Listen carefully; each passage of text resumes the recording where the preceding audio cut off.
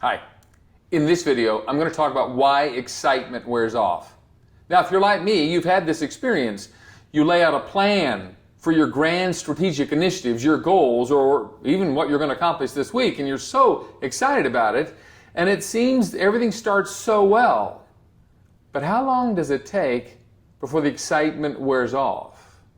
Well, that all depends on a whole lot of different factors.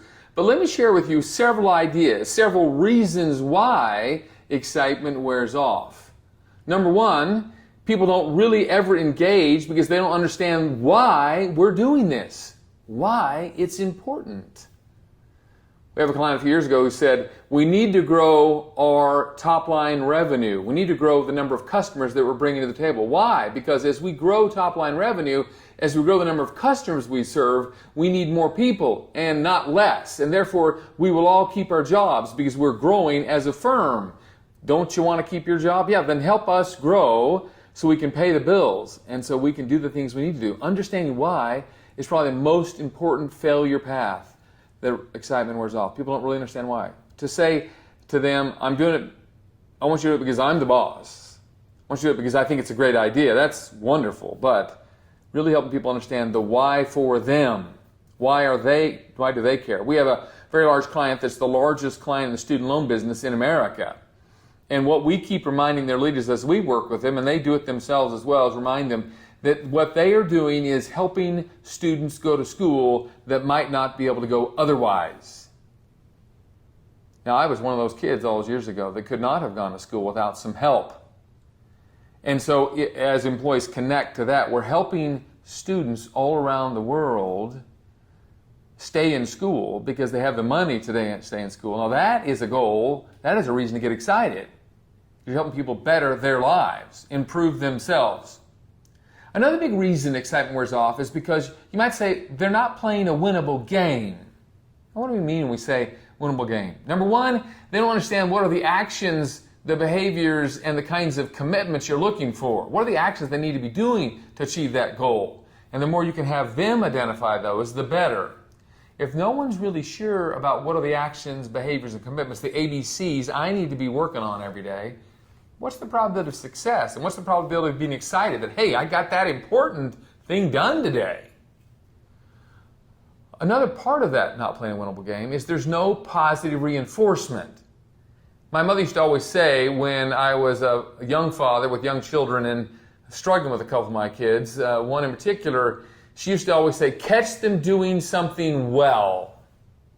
And I would say most organizations fail at that abysmally. They catch people when they make a mistake. My experience has been when people make a mistake, they usually know they've made a mistake, and they don't need any help recognizing that. But what they don't have nearly enough of is catching them doing something well. Thank you for the way you handled that customer service problem. Thank you for the way you solved that issue on the manufacturing line.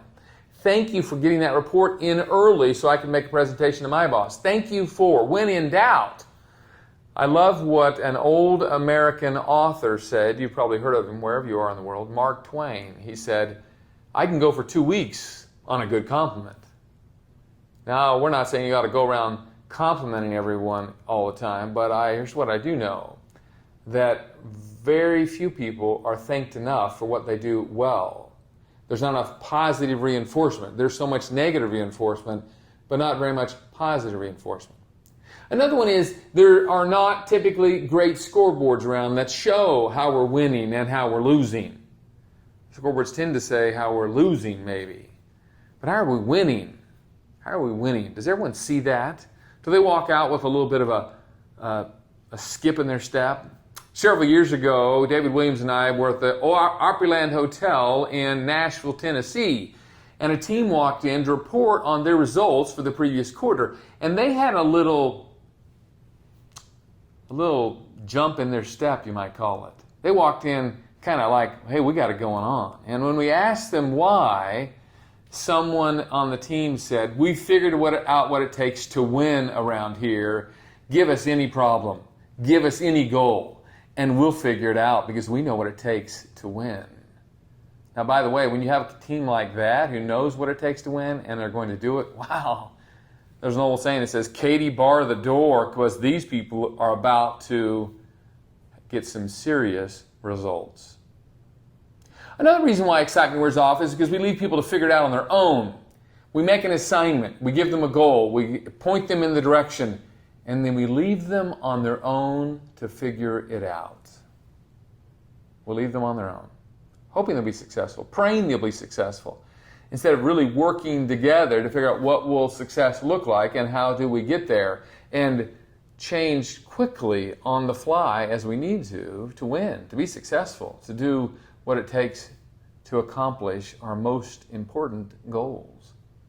Well, just some ideas to think about why excitement wears off. There are others as well, but these are some of the big ones we see again and again and again.